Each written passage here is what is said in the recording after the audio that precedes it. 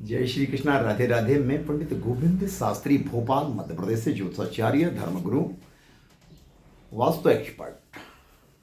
प्रिय बंधुओं, देवियों और सज्जनों और मेरे प्यारे दर्शकों, ज्योतिष महासागर के प्रिय दर्शकों, जय श्री महाकाल, जय माता दी, जय जय श्री राम। आज एकादशी है और पाप मोचनी एकादशी हम जिसको कहते हैं। तो संक्षिप्त और सारगर्भित में कथा आपको बताऊं पाप मोचनी एकादशी की। तो एक बार धर्मराज युधिष्ठिर ने भगवान श्री कृष्ण से कहा कि हे जनार्दन, मुझे चैत्र मास की कृष्ण पक्ष की एकादशी का नाम और उस व्रत की कथा सुनाइए। भगवान श्री कृष्ण ने कहा कि एक बार नारद जी ब्रह्मा जी के पास गए और ब्रह्मा जी से उन्होंने यही प्रश्न किया जो आपने मुझसे किया है। तो विषय है, च्यवन ऋषि के पुत्र का नाम मेधावी था। मेधावी ऋषि, च्यवन ऋषि के पुत्र का नाम मेधावी ऋषि था। मेधावी ऋषि एक बार चित्ररथ नामक रमणीक वन में तपस्या कर रहे थे। बहुत काल हो गया तपस्या करते करते। कामदेव को चिंता हो गई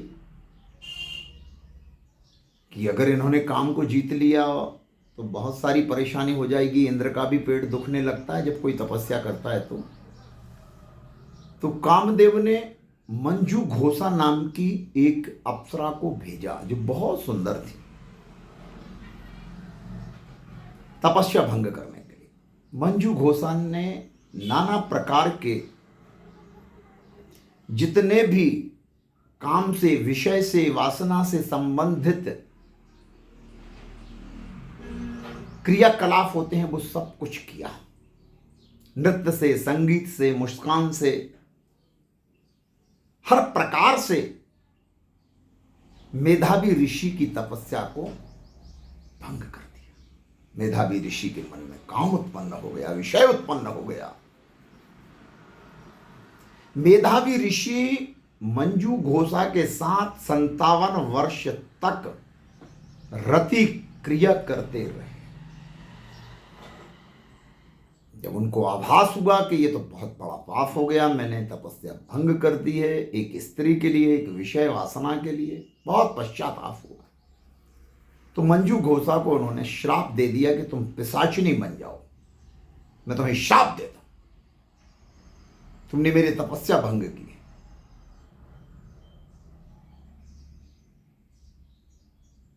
मेधावी ऋषि का श्राप देना था, मंजू घोषा पिशाचिनी बन गई। उसने पूछा कि ऋषिवर, ये तो बता दो, पिशाचिनी का श्राप तो दे दिया, लेकिन इसका मोक्ष कैसे होगा, ये पाप कटेंगे कैसे? तब मेधावी ऋषि ने कहा कि तुम चैत्र मास की कृष्ण पक्ष की एकादशी का व्रत करना, जिसको हम पाप मोचनी एकादशी कहते हैं। इस व्रत को करने से पिशाच योनि से मुक्ति मिल जाएगी। और ऐसा कहकर के मेधावी ऋषि अपने पिता च्यवन ऋषि के पास पहुंचे, सारा वाक्य सुनाया। तो च्यवन ऋषि बहुत क्रोधित हुए कि तुमने श्राप दिया, एक तो तुमने अपराध किया, दूसरी बात फिर उसको श्राप दे के आयो, और तुमने भी पाप किया, इसलिए तुम्हें भी पाप मोचनी एकादशी, चैत्र कृष्ण पक्ष की पाप मोचनी एकादशी का व्रत करना होगा। तो जाने अनजाने अगर कोई पाप आपसे हो जाए, भाई से, बहनों से, किसी से भी, तो पूरे वर्ष भर के पापों का मोचन पाप मोचनी एकादशी का व्रत सांगोमांग सविधि करने से, वैदिक विधान करने से हमारे पाप क्षय हो जाते हैं। और आज के दिन भगवान विष्णु का पूजन होता है। भगवान विष्णु यानी कहना का मतलब ये शालिग्राम शिला या लड्डू गोपाल का विधिवत पुरुष युक्त से अभिषेक करें, विष्णु सहस्त्र नाम का पाठ, और नवीन वस्त्र धारण कराएं लड्डू गोपाल को, और विधिवत उनका पूजन करें। रात को भजन कीर्तन करें, ओम नमो भगवते वासुदेवाय मंत्र का देर रात तक मंत्र जाप करते रहें। जो लोग फलाहार करते हैं वो एक टाइम फलाहार करेंगे। बार बार जल पीना, बार बार चाय पीना, बार बार फल मिष्टान खाना अपराध है, व्रत भंग हो जाएगा। ब्रह्मचर्य का कठोर पालन करना है। द्वादशी कल जो द्वादशी है, अपने पारायण करने के पूर्व कम से कम एक ब्राह्मण को भोजन कराना है, या ब्राह्मण देवता के यहाँ आपको सीधा सामान भेजना है संपूर्ण विधि विधान से। कुछ दक्षिणा भी साथ में यथाशक्ति 10-11 रुपये नहीं, कम से कम 100 रुपये का लिफाफा, और जिसमें पंडित जी महाराज के परिवार का एक दिन का भोजन बन सके। कम से कम इतना अनाज, इतना फल फ्रूट सब्जियां तो भेजना ही भेजना।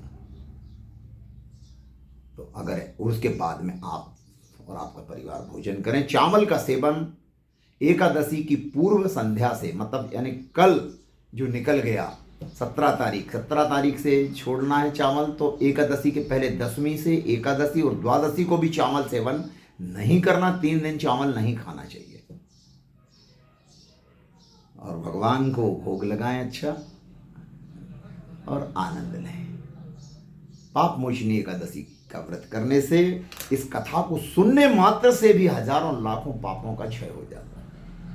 तो जय श्री कृष्णा, राधे राधे। और अगर आपको मेरी ये कथा, ये प्रसंग अच्छा लगा हो तो चैनल को सब्सक्राइब जरूर करें, लाइक करें, कमेंट करें, शेयर करें, जिससे लाखों लोगों को फायदा हो। तो मुझसे जुड़े रहिए। और इससे अगला वाला वीडियो में आपको बताने जा रहा हूं कि तुलसी माला क्यों पहनी जाती है। जय श्री कृष्णा।